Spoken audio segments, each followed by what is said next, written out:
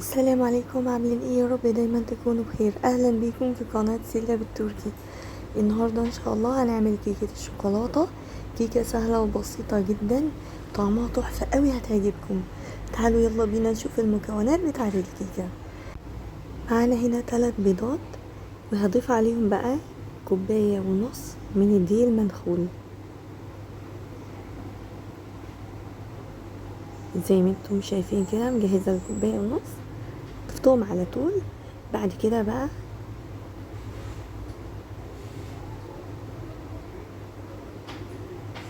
هنخلهم. بعد كده اضيف البيكنج باودر،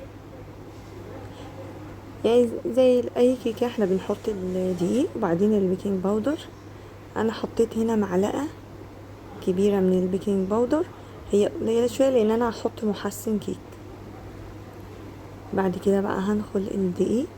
بعد ما هنخل الدقيق هضيف الكاكاو بقى، هضيف نص كوبايه من الكاكاو، يعني المقدار كله على بعضه كده 2 كوباية. هضيف بقى الفانيليا، ممكن بقى نضيف فانيليا خام، بودر قصدي، او فانيليا سائلة عادي. هضيف بقى نص كوباية من السكر، انا ضفت معلقة عليهم من السكر كمان زيادة. بضيف بقى يعني ربع معلقة من الخل ورشة ملح. بعد كده بضيف ربع كوباية من اللبن الساخن والحليب يعني. بعد كده بضيف ربع كوباية من الزيت، اللي عايز يضيف زبدة يضيف، هيخلي قوام الكيكة حلو. بعد كده بقى ده بقى المحسن الجل اللي بيخلي الكيكة في حتة تانية خالص، جد تحفة، بيحسن قوام الكيك والملمس بتاعه. بصوا من جوه عامل ازاي، جل اسمه محسن جل، بنجيبه من اي عطار، ممكن تجيبي ب10 جنيه كده في كيس، او انا جايبه دي علبه. حطيت هنا يعني بس مش بنحط كتير عشان غلط، يعني حطيت هنا قد معلقه. هنميكس في بعض بقى كل الحاجات دي كلها، نضربها كويس قوي. بعد كده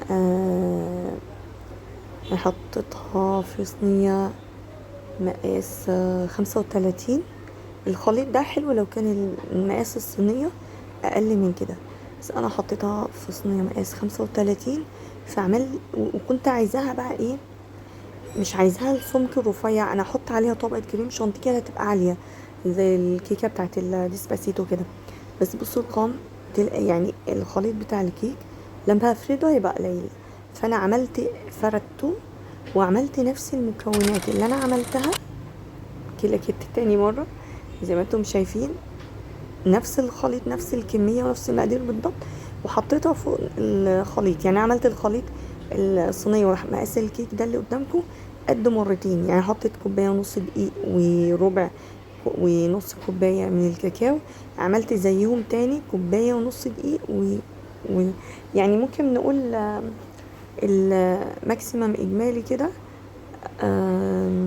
3 كوبايات من الدقيق وكوبايه من الكاكاو، وحطيت نص كوباية سكر، يبقى كوباية من السكر او كوباية الا، يعني لان كده كده بنحط الخليط بتاع الكيكة الكريم شانتيه وكده. انا بحط الكريم شانتيه والخليط الحاجات اللي زي كده، مش بحط سكر كتير.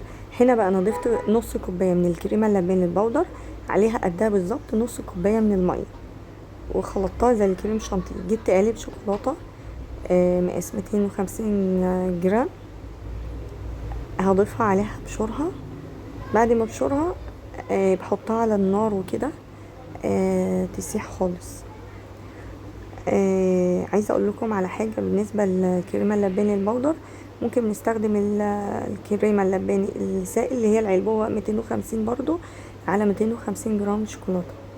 بالنسبه للبودر لو ضفت نص كوبايه من البودر بضيف زيها نص ميه، ولو ضفت كوبايه كبيره من البودر كريمه لباني البودر بضيف زيها قدها بالضبط كوبايه من الميه. هنا بقى بصوا سيحتها الشوكولاته مع الكريمه اللباني بقت عامله ازاي. هعمل بقى الخطوه التانية، كل ده عشان اعمل الجناش بتاع الكيكه، الزواق بتاعها. الخطوه الجايه بقى انا بضيف هنا، بعد ما عملتها ضفت معلقه كبيره او معلقتين كبيره من الكاكاو البودر، وبعدين بقلبها. اصلا كمان بضربها بالمضرب الكهربائي، بس انا مش هعمل الخطوه دي غير لما اعمل الكريم شانتيه. هنا بقى انا ضفت كريم شانتيه كوبايه، وعليه كوبايه من الحليب المثلج او ممكن ميه. بعد كده هضربهم في بعض. بعد كده الخليط ده لما يبرد خالص، اللي هي الكريمه اللباني والشوكولاته، لانها كانت سخنه لازم تبرد تماما، مش تبقى دافيه بس، لا تبرد خالص.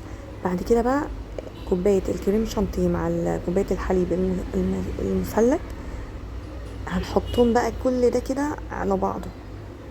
هنا بقى ايه، هقوم ضرباها بعد ما اقلبها على بعضها. بجيب بقى المضرب الكهربائي، مش بضرب جامد يعني، لحد ما الخليط كله يكون داخل في بعضه كده قوام واحد، يبقى واحد كده على بعض. عايزه اقول لكم الكيكه طعمها تحفه يعني. ممكن احنا بنعمل الخليط بكل سهوله، بس بنعمل خطوه الكريمه اللباني دي هي اللي بتخلي الكيكه طعمها حلو. ممكن حد يحط كريم شانتيه عادي ويخلطه كده وخلاص، بس هي بجد بصوا بقى القوام بقى هو ده اللي انا بقول عليه، عايزه اقول عليه. حته الشوكولاته مع الكريمه اللباني والكريم شانتيه لوحده، دي كلها ميكسه مع بعض كده بتبقى تحفه. بصوا الكيكه طريه وعامله زي ملمس الجاتوه بجد يعني. انا مش عايزه اقول زي المحلات، هي احسن من المحلات بصراحه، وتحفه جدا، تعجبكم قوي. بصوا بقى هسيبها تبرد، اخرمها. بعد كده بجيب